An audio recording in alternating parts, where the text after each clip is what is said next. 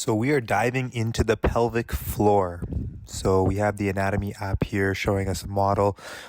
This is a nice angle to kind of get a sense of the pelvic floor. So the first thing you want to think about when learning how to build your awareness in a certain area is understanding the bones that we can touch. And so at the bone level, there are three structures you want to be familiar with. The first is our pubic symphysis, which is on the front part of our body. The second is our tailbone, which is on the back part of our body. And the third is our ischial tuberosities, which are our sit bones. Now that we understand the boundaries of the pelvic floor by understanding our palpable bony landmarks, we can start to make sense of some of the muscles that are in and around the area.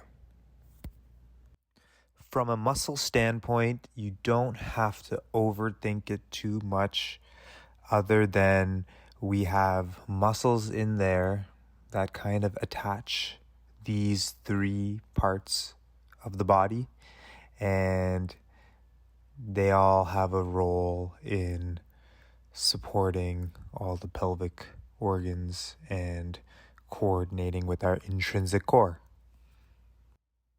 Another thing to think about is maybe that they are quadrants. We have the top left quadrant, which is going to be on our front side on the left. Then we have the front right quadrant, which is our front side on the right. And then we have our back right quadrant and back left quadrant, respectively. So we break it up into 4 zones. From a movement standpoint, males and females have the exact same anatomy in the pelvic floor area, and they serve the same role. Now, for women, due to childbirth and that process and the complications that could come with that process, sometimes you can have more issues with the pelvic floor as opposed to the male. But that being said, males can just as likely have pelvic floor problems as well. Now, the reality is the pelvic floor does not work in isolation. It is a part of this intrinsic core complex that helps stabilize our center of mass. And this core complex also involves structures like the transverse abdominis in the front, the multifidus muscle in the back, and most importantly, our diaphragm muscle at the top. The diaphragm and the pelvic floor work in direct opposition to each other when it comes to its role in creating intrinsic core stability. Once you are able to establish intra-abdominal pressure and stability, our center portion of our body is now able to be this foundation at which we can use our arms and our legs and use those muscles efficiently. The way we build awareness on this pressure system is through breath work and engaging our diaphragm muscle and seeing how it can connect to the different quadrants of our pelvic floor. And we have some basic exercises that can help you build your body awareness to see potentially which areas, which quadrant of the pelvic floor feels disconnected. And then once we have the awareness of which part of our pelvic floor is disconnected, that is the starting point at which we can start to work at that problem and reconnect our body to that area.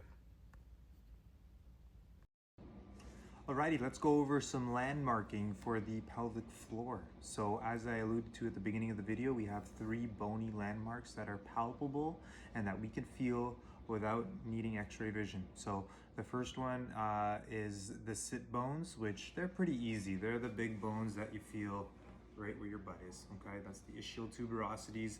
Think of those as the outer limits of your pelvic floor. The other one is our tailbone and our coccyx, which is basically, you know, if you were to basically just start at the base of your lower back and just continue downwards and start reaching into the butt crack area, eventually you're gonna come across this pointy area there, maybe sensitive, maybe not, but that's the tailbone, and it's kind of right above the anus. So that is the back border of our pelvic floor, and then the pubic symphysis, which is probably one of the harder ones to feel, but not impossible. What I'm going to get you to do is you're going to get your hands right on your belly button, and you're just gonna push downwards, and you're gonna feel squishy, squishy, squishy, squishy, and eventually you're gonna get to this area that feels a little bit more like a bone, and that is the pubic symphysis. And there's a left side and a right side of this pubic symphysis, and that is a good way of thinking about the front part of our pelvic floor boundaries.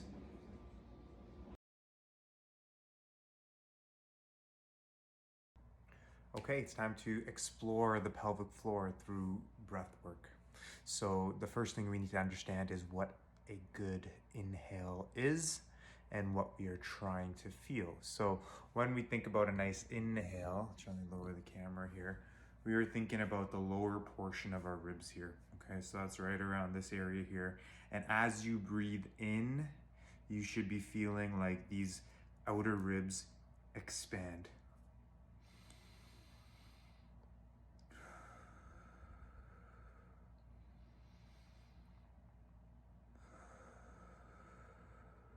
Notice that all the movement happened down here.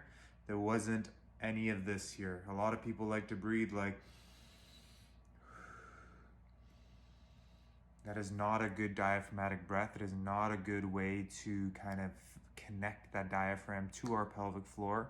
So the first thing we got to get out of the way is at practicing that good breath. So just get your hands on your lower rib cage, you know, get your hand on your chest here. You're trying to feel as little movement here and as much movement as you can down here.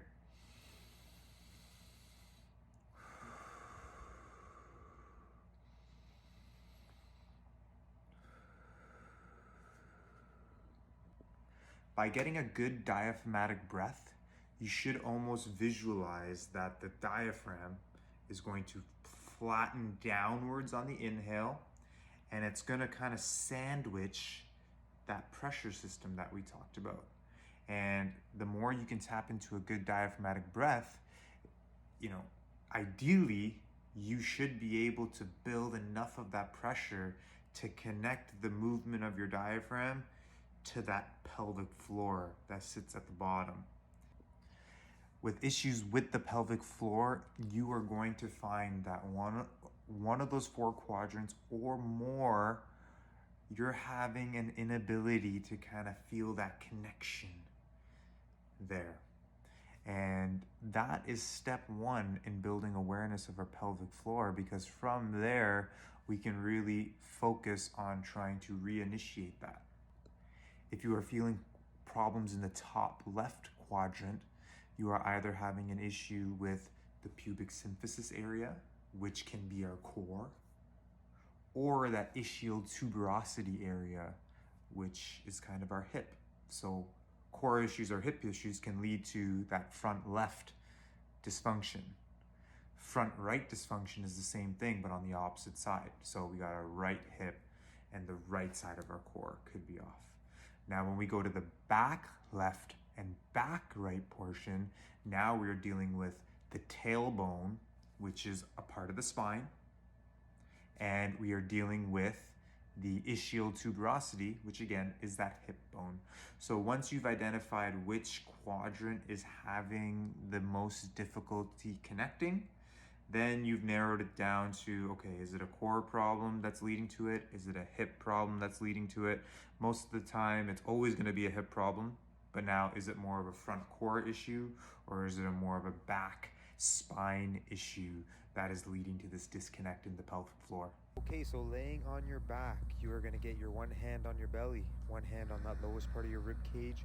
As you breathe in, you're feeling that rib cage expand.